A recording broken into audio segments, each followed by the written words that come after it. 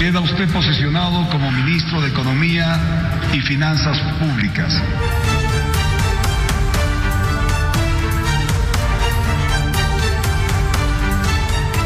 Daremos continuidad a las medidas que se han venido implementando y profundizaremos aquellas que están dando resultados.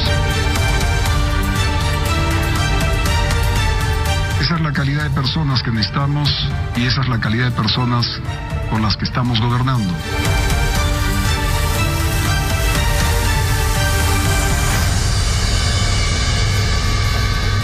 Ayer el presidente Rodrigo Paz ha posesionado al nuevo ministro de Economía. Se trata de Cristian Morales, que ya está en contacto con la revista a esta hora de la mañana. Lo saludamos cordialmente. Muy buenos días, ministro. Gracias por atendernos. Usted llega al cargo procedente del viceministerio del Tesoro, es decir, hizo equipo con su antecesor José Gabriel Espinosa. Pero para conocerlo mejor, dígale por favor al país cuál es su trayectoria en cargos públicos relacionados con economía y finanzas. ¿Cuál es su experiencia en gestión pública, ministro? Hola, estimada Gabriela, ¿cómo estás? Muy buen día. Un gusto estar nuevamente contigo. Bueno, yo tengo alrededor de 17 años de experiencia en el ámbito del sector público y las finanzas públicas, tanto en el nivel central como en el ámbito del nivel territorial. Me ha tocado ser parte, como tú bien mencionabas, en esta última etapa desde noviembre, como viceministro del Tesoro y Crédito Público, acompañando al exministro José Gabriel Espinosa, que bueno, gracias a su invitación y a la confianza pude acompañarlo en esta reconstrucción de toda la economía que teníamos por delante, un reto totalmente importante, y creo que se han llevado adelante las medidas correctas en su momento, así que creo que tengo la expertise por estos 17 años que he estado trabajando en el ámbito de las finanzas públicas en su totalidad, así que vamos a llegar a implementar continuar y profundizar todas las medidas que hemos llevado adelante con José Gabriel Espinosa. Ministro, acláreme entonces, estos 17 años de trayectoria, de experiencia en la gestión pública, implican entonces que usted estuvo trabajando en los gobiernos del MAS, de Evo Morales y de Luis Arce. No trabajé en el gobierno de Luis Arce, a mí me tocó desempeñarme como director de crédito público cuando fue la transición con la expresidenta Yanine Áñez. Posteriormente a eso trabajé en el gobierno municipal de La Paz los últimos 5 años, igual en el ámbito del Tesoro y Crédito Público, pero creo que por lo menos a la generación de la cual yo soy parte nos ha tocado en el ámbito profesional transitar en un gobierno que ha estado durante 20 años y que bueno, teníamos que dar lo mejor de nuestra parte, del conocimiento que nosotros teníamos. Obviamente me presenté a una convocatoria y de la cual fue elegido, y a raíz de eso fui creciendo en diferentes ámbitos. Inicié como analista dentro del Ministerio de Economía y bueno, fui creciendo hasta verme consolidado en su momento en la gestión de la expresidenta Áñez como director de crédito público, ahora posteriormente, como te mencionaba, en el municipio de La Paz, y ahora con José Gabriel en el viceministerio de Tesoro y Crédito Público, y ahora asumiendo este gran reto como ministro. Solo para que no queden dudas, ministro, durante el gobierno de Evo Morales, ¿en qué años estuvo trabajando y en qué cargo concretamente? Fueron diversos cargos, desde analista hasta jefe de unidad. Esa fue mi trayectoria, justamente por la decisión que yo había tomado en su momento de continuar, porque yo había entrado al ministerio producto de una convocatoria. Me gané, por así decirlo, enemigos dentro de esa facción de un ámbito político del cual yo no era parte, que en su momento me han llevado a estar atravesando una persecución política con diversos juicios durante la época del gobierno de Luis Arce, en el entendido de que yo no compartía algunos ideales y bueno, me ha tocado atravesar esa parte, pero sin embargo yo he estado siempre predispuesto a dar lo mejor de mí, no por el partido político, sino por la transformación de mi país y con esa vocación de servicio público que tengo. Hablemos ahora de la coyuntura, ministro, porque el país registra el primer bloqueo entre Beni y Santa Cruz contra el decreto que incrementa el precio del diésel a 18 bolivianos para los grandes consumidores. Pero el conflicto amenaza con crecer si es que el gobierno no abroga esta norma, según demandan los sectores. ¿Cuál es su posición, ministro? ¿Se debe eliminar esta medida o no? Mira, nosotros estamos en un cuarto intermedio que permita continuar el diálogo y explicar con claridad cuál es el alcance y el sentido de la medida.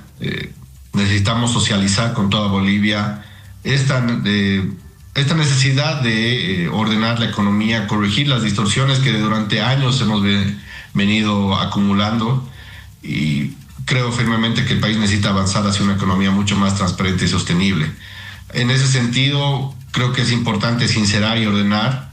El diálogo con los sectores es fundamental para explicar el sentido de cada una de las medidas, pero obviamente también escuchar sus preocupaciones y garantizar que este proceso de ordenamiento acompañe también a la producción y la podamos fortalecer. En ese sentido, a partir del día de hoy me va a tocar de manera mucho más directa poder llegar a escuchar y coordinar y ver cómo este sinceramiento de las finanzas públicas y su ordenamiento lo podemos plasmar, pero sin una afectación real a los diferentes sectores de nuestra economía y de nuestra población. Usted dice que va a socializar esta medida, que ordenará el diálogo. Eso podemos entenderlo con que el decreto se va a mantener entonces, pero los sectores están asegurando que va a profundizar la corrupción con el acopio y reventa de diésel, con el margen de ganancia que está implicando este nuevo precio. ¿Qué va a hacer para evitar que eso suceda? Es evidente que tenemos que escuchar cuáles son las dificultades que está produciendo el decreto supremo, si se tienen que realizar ajustes para que podamos nosotros minimizar estos riesgos que tú bien estás señalando, los vamos a realizar. Es importante, como te mencionaba, el diálogo, porque a través del diálogo nosotros vamos a poder incluso perfeccionar las normas que se han dictaminado, pero te reitero, creo que es importante llegar a conversar con los diferentes actores y mostrarles también cuáles han sido las distorsiones que ha generado esta política que en el pasado ha terminado desangrando todas las arcas fiscales, y de esta manera poder acompañar al ordenamiento de la economía de una manera conjunta. Es importante que hagamos los ajustes que deban de realizarse, pero en este marco de un diálogo totalmente respetuoso y entre las partes, con el único fin de que podamos entre ambos sacar adelante la economía. Es decir, usted está en la misma posición que el viceministro Hernán Paredes, que le ha dicho lo mismo a los productores de Yapacaní para evitar que hayan iniciado el bloqueo hoy mismo, pero mañana están esperando ellos una respuesta y se vienen otras advertencias de otros sectores de asumir esas mismas medidas de presión. Mira, más que estar en la misma posición que el viceministro Paredes, es justamente poder coordinar con los actores y expresarles cuál es el mecanismo de este ordenamiento económico que necesitamos hacer a las finanzas públicas para que no continuemos en esta burbuja que nos han dejado en el pasado. Yo te mencionaba que si bien hay que hacer algunos ajustes al decreto, los vamos a realizar, pero es importante señalar que el tema de corregir las distorsiones que hemos heredado son totalmente vitales para que nosotros podamos seguir sacar adelante todos los ajustes y las medidas económicas que estamos implementando. Bajo este fin, como te mencionaba, recién a partir del día de hoy voy a sentarme junto con todo el equipo para ver cómo podemos llegar a garantizar que las medidas que estamos llevando adelante no afecten a los diferentes sectores y por sobre todo acompañar la producción. Así que más que un ajuste en el sentido de eliminar el decreto supremo, tenemos que escuchar para que nosotros podamos de manera conjunta tratar de que no se abrogue el decreto supremo, pero generar las condiciones que puedan dar la certidumbre y la seguridad a los diferentes productores que puedan permitir salir adelante y bueno, encontrar algunos puntos de equilibrio tanto que para las finanzas públicas como también para los diversos sectores que están en contra de la medida o que tienen alguna preocupación sobre eso.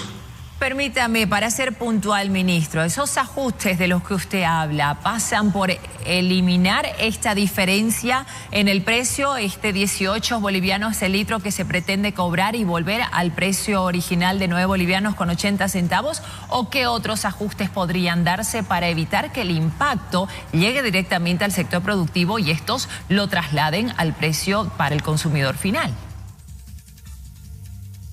Se tiene que hacer una evaluación profunda y totalmente técnica. Tal vez puedan haber algunos cambios respecto a los cálculos, respecto del precio final que se pueda llegar a cobrar a los diferentes actores. Esto conlleva que podamos efectivizar, tal vez a través de cálculos diferenciados en el sentido de poder llegar a tener un precio final que no sea el que pueda llegar a determinar algunos ajustes que vean los sectores totalmente en contra de sus propios niveles de producción. Así que son diversas tareas técnicas que podemos llevar de manera conjunta con hidrocarburos y YPFB, especialmente hidrocarburos, para que encontremos un cálculo que permita contar con un precio que sea uno que permita a los diversos sectores salir adelante. ¿Es factible anular los impuestos para evitar un incremento mayor del precio a los productores que obtengan este diésel ya no subvencionado? Mira, en el marco que te mencionaba de corregir las distorsiones, cualquier eliminación de impuestos puede venir a profundizar las necesidades de financiamiento que tiene ya un tesoro totalmente golpeado. Creo que hay que ser muy responsables en ese ámbito y obviamente ser muy francos y sinceros con cuál es también la posición que tiene el Tesoro General de la Nación a la fecha. Cualquier eliminación de cualquier impuesto puede también incluso llegar a afectar las propias finanzas de las entidades territoriales autónomas, en el sentido de que hay ingresos o impuestos, que se llegan a coparticipar. Así que hay que encontrar niveles de equilibrio que no permitan a ninguna de las partes tener alguna distorsión. Bien, por otro lado, el ministro de Hidrocarburos, Marcelo Blanco, en su interpelación ante la Asamblea, dijo que el Estado debe a las empresas Trafigura y Vitol más de $1.000 millones. Esa es la causante de la escasez de diésel en el país, que ya lleva meses. Creo que el ministro Blanco también ha sido muy enfático el día de ayer con la interpelación, en el sentido que se han encontrado estos niveles de corrupción totalmente enraizados en YPFB y la NH que se tienen que corregir, pero a la brevedad, justamente para que podamos, en el marco de los recursos que semana a semana se van garantizando para la dotación de los hidrocarburos, puedan reflejarse en una mayor dotación de los combustibles. Hay muchas cosas. Permítame, no me está respondiendo. La pregunta concreta es si esa deuda de más de $1.000 millones es la que está provocando el desabastecimiento ahora. No, porque semana a semana nosotros vamos cancelando los recursos que se requiere para poder llegar a importar el combustible. Es más que todo corregir todas esas deficiencias en la cadena logística que tiene YPFB con estos nidos de corrupción que están afectando después al final en la población. Pero te reitero, nosotros semana a semana vamos garantizando los niveles de recursos para que podamos contar con los pagos respectivos que permitan la importación de los combustibles. Es un tema más de ingeniería para poder corregir todas estas estos hechos que ha denunciado el día de ayer el ministro Blanco. Ahora hablemos de los créditos y de estos 1.900 millones que gestionó su antecesor José Gabriel Espinosa. ¿Este cambio en la titularidad de la cartera no va a entorpecer el desembolso? No, para nada, porque es un acompañamiento que hemos venido realizando de la mano del exministro Espinosa, y en estos días hemos continuado con las conversaciones, en este caso con el Fondo Monetario, independientemente de los acontecimientos que han pasado la anterior semana. El equipo técnico del Ministerio de Economía ha estado hablando también con el equipo técnico del Fondo Monetario para ver qué caminos más necesitamos allanar. entenderán que como cualquier otra institución hay procesos internos que también el Fondo Monetario tiene que llegar a cumplir, autorizaciones y revisiones que tienen que realizarse para que después nosotros podamos contar con el documento final aprobado, que fue ya totalmente acordado a niveles técnicos. Así que no hay ninguna preocupación o ningún inconveniente que pueda generar lo que pasó en las semanas pasadas. En realidad hemos tenido y hemos mantenido a nivel técnico todas estas conversaciones, tanto con el fondo como con cualquier otro de los organismos multilaterales. Y hablando del programa que aplicará durante su gestión, ¿qué hará usted para diferenciarse de la gestión de José Gabriel Espinosa, para evitar, la censura del Congreso y también el bloqueo de sus propuestas de ley? Mira, creo que es importante el tema de poder tener esa conversación franca, respetuosa y totalmente democrática con cada uno de los asambleístas. Yo he estado en varias reuniones con José Gabriel junto con los asambleístas, así que creo que tal vez profundizar ese acercamiento con ellos para transmitir cuáles son las políticas que nosotros queremos implementar, que queremos que tenga el acompañamiento de la Asamblea. Creo que ese ámbito va a ser uno de los pilares fundamentales. Yo tengo la certeza de que cualquier consulta, cualquier convocatoria que se me vaya a realizar por parte de la Asamblea, yo voy a estar ahí presente para poder transmitir cuáles son las ideas que tenemos como gobierno. Y a propósito de gestión, el exministro de Economía, José Gabriel Espinosa, fue cuestionado por una presunta evasión de impuestos para adquirir un vehículo motorizado. Como cabeza de sector, ahora usted se va a adherir a las denuncias para que la ciudadanía conozca la verdad del caso. Es un tema personal que tiene el exministro Espinosa. No me corresponde y no está dentro de las atribuciones de la cartera de Estado que ahora me toca dirigir, adherirme a cualquier demanda que le estarían iniciando. Entiendo que José Gabriel ha podido llegar a demostrar que todo lo que había realizado, han habido algunas equivocaciones que se las han corregido en el tiempo debido, y bueno, no es un tema que corresponda a mi cartera de Estado hacer un seguimiento o adherirme a cualquier demanda que, como tú bien la mencionas, ¿no? Le agradecemos mucho, ministro, por esta entrevista. Era Cristian Morales, el nuevo representante de la cartera de Economía en el gobierno de Rodrigo Paz. Estaremos atentos a todas las acciones que se tomen de aquí en adelante. Continuamos.